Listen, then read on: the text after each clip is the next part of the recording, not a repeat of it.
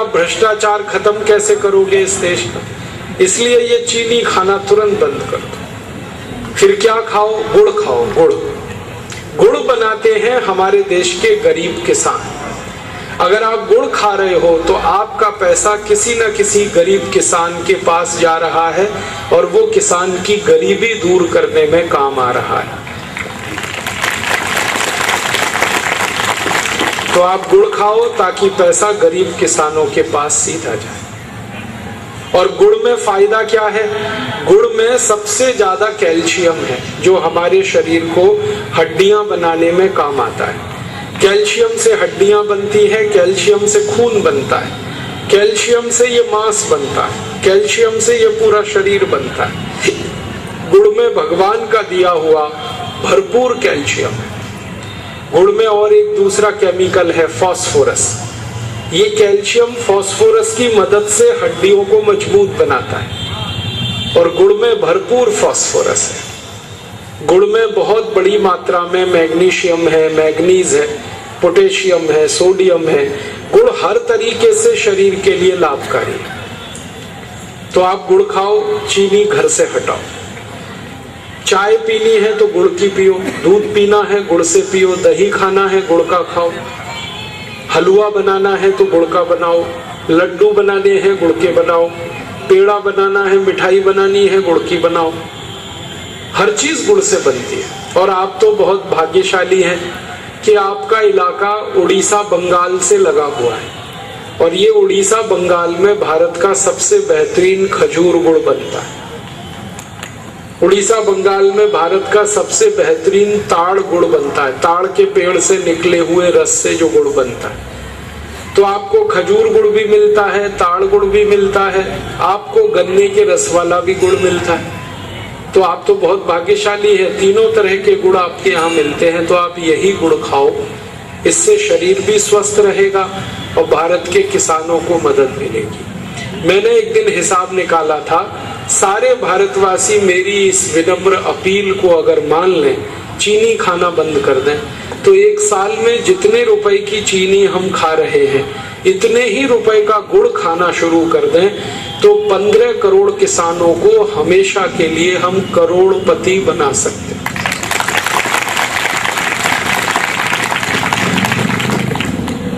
जो गन्ना पैदा कर रहे हैं और गुड़ बनाकर देश को दे रहे हैं।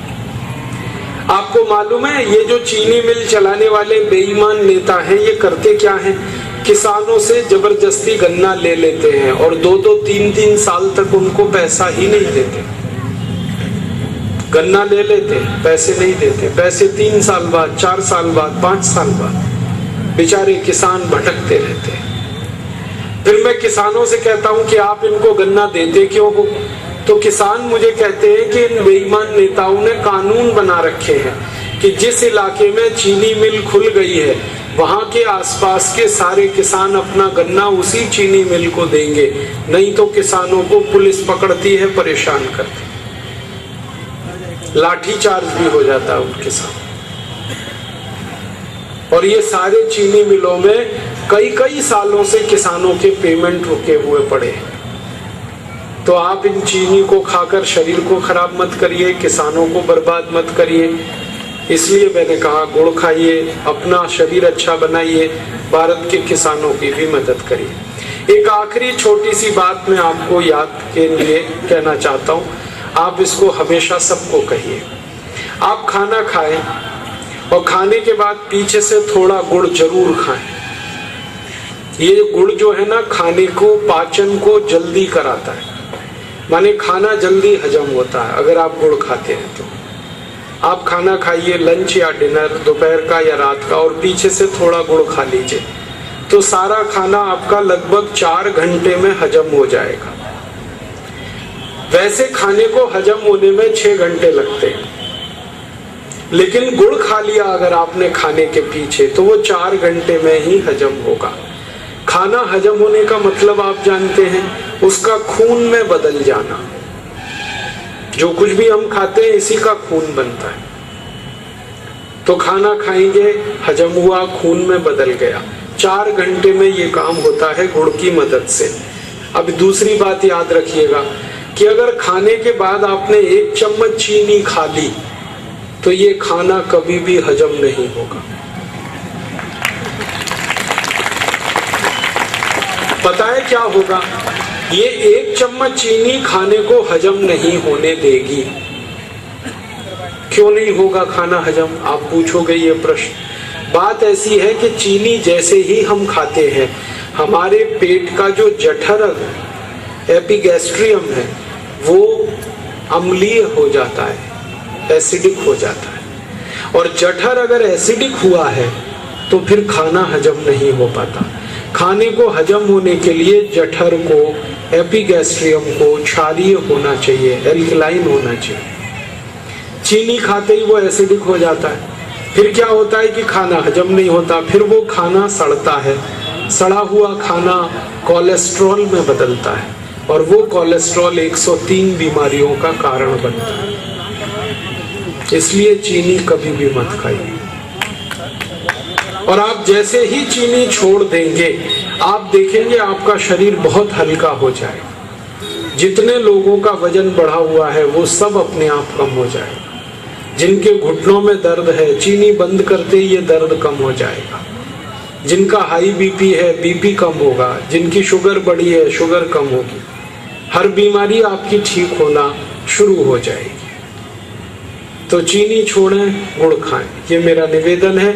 और डायबिटीज के मरीज तो तुरंत करें इस काम को, जो डायबिटीज नहीं है जिनको, वो भी करें, ताकि भविष्य में आपको ये बीमारी कभी भी ना हो।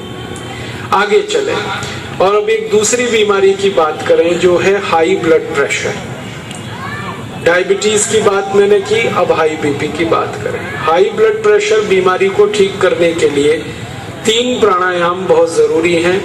पहला वही भस्त्रिका, दूसरा कपालभाति, तीसरा अनुलोम विलोम। तो ये तीनों प्राणायाम करना लगभग 1 घंटे। और दवा कौन सी खानी है आयुर्वेद की? आपके घर में बहुत अच्छी अच्छी दवाएं हैं हाई ब्लड प्रेशर के लिए। उनमें से एक दवा है दालचीनी। आधा चम्मच दालचीनी पाउडर रोज शहद में मिला के गर्म पानी के साथ खाएं। आधा चम्मच दालचीनी पाउडर, आधा चम्मच शहद, दोनों मिलाएं और गर्म पानी के साथ खाएं। और अगर आपको डायबिटीज है तो दालचीनी पाउडर खाली गर्म पानी से ही खाएं, उसमें शहद ना मिलाएं। इससे आपका हाई ब्लड प्रेशर बहुत जल्दी ठीक होगा। दालचीनी हाई ब्लड प्रेशर की बहुत अच्छी दवा है। एक दूसरी दवा है हमारे घर में हाई ब्लड प्रेशर के लिए, वो है मेथी का दाना। आप मेथी दाना ले लें आधा चम्मच और 1 गिलास गर्म पानी में रात को डाल दें। रात भर इसको पड़ा रहने दें। सुबह सुबह उस पानी को पी लें खाली पेट और मेथी दाने को चबा के खा लें। इससे भी आपका हाई ब्लड प्रेशर बहुत जल्दी ठीक होगा। तीसरी एक दवा है आपके घर में हाई ब्लड प्रेशर के लिए, उसका नाम है अर्जुन की छाल। अर्जुन छाल बाजार में भी मिल जाती है, 20-25 रुपए किलो आती है। इसको धूप में सुखाकर पत्थर में पीस लें। आधा चम्मच अर्जुन छाल पाउडर 1 कप पानी में डालकर खूब गर्म कर लें और उसको फिर पी लें, ठंडा कर लें। इससे हाई ब्लड प्रेशर बहुत जल्दी ठीक होता है। और अर्जुन की छाल के पाउडर से हृदय रोग भी ठीक होते हैं। जैसे आपके हृदय में कहीं ब्लॉकेज आ गया, आर्टरीज में ब्लॉकेज आ गया, अब आप उसके लिए एंजियोप्लास्टी ऑपरेशन कराएंगे तो 2 लाख खर्च होगा। और यही काम आपका अर्जुन की छाल का पाउडर कर देगा बिल्कुल मुफ्त में। आधा चम्मच अर्जुन छाल पाउडर 1 कप पानी में खूब गर्म करके इसको चाय की तरह से रोज सुबह पी लेंगे तो 4-6 महीने में आपका ब्लॉकेज भी निकल जाएगा। हाई बीपी तो ठीक होगा ही, ब्लॉकेज भी ठीक होगा, कोलेस्ट्रॉल भी ठीक होगा, ट्राइग्लिसराइड्स ठीक हो जाएंगे आपके।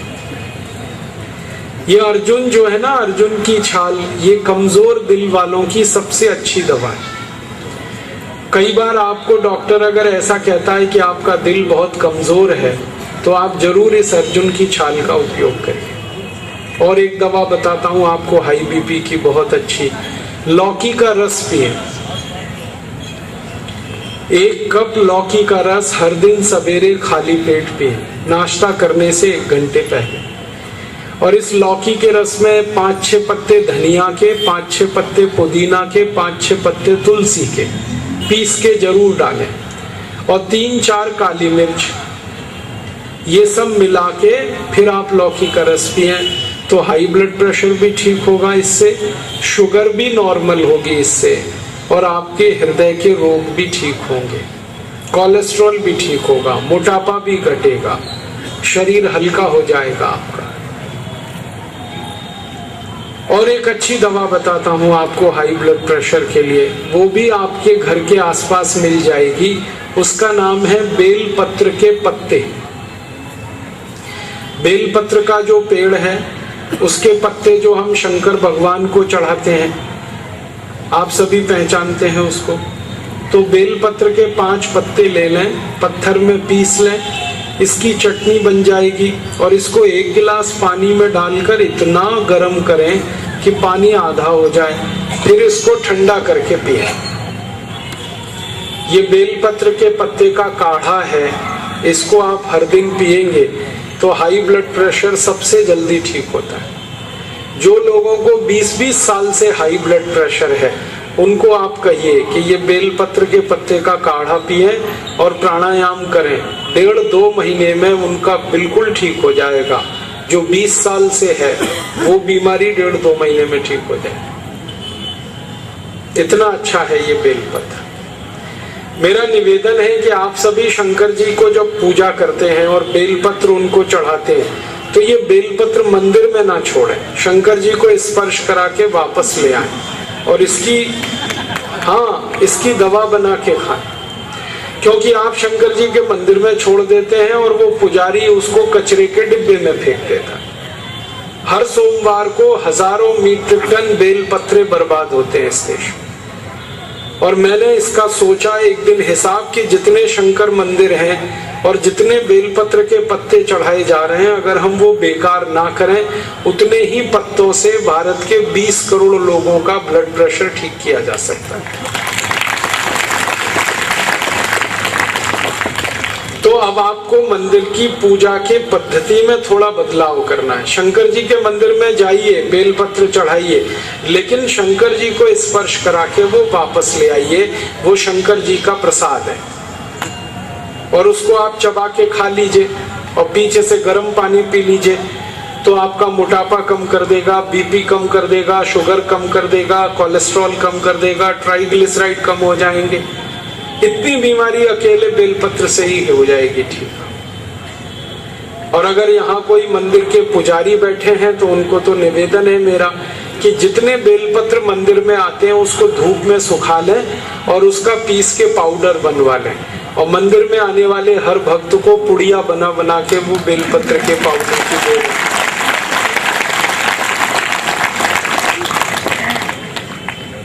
शंकर जी ने ये आपके लिए दिया है।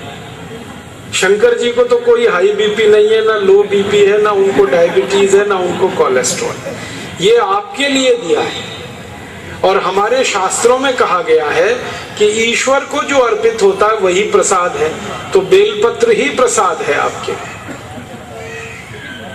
आगे चलें, और एक अच्छी दवा है हमारे घर में हाई ब्लड प्रेशर के लिए, वो है गाय का मूत्र।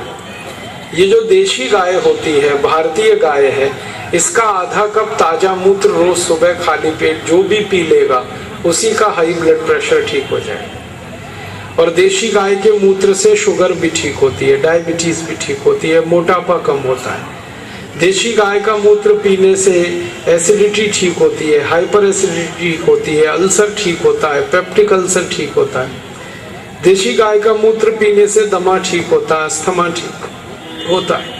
देशी गाय का मूत्र पीने से ब्रोंकियल अस्थमा ठीक होता है। देशी गाय का मूत्र पीने से ट्यूबरकुलोसिस ठीक होता है, टीबी बहुत खतरनाक रोग है, ये ठीक हो जाता है। तो आप देशी गाय का मूत्र जरूर पी सकते हैं। ये घुटने का दर्द, कमर का दर्द, कंधे का दर्द, जोड़ों का दर्द, स्पॉन्डिलाइटिस सब ठीक हो जाते हैं। अद्भुत औषधि है देशी गाय का मूत्र, तो आप उसे भी पी सकते हैं।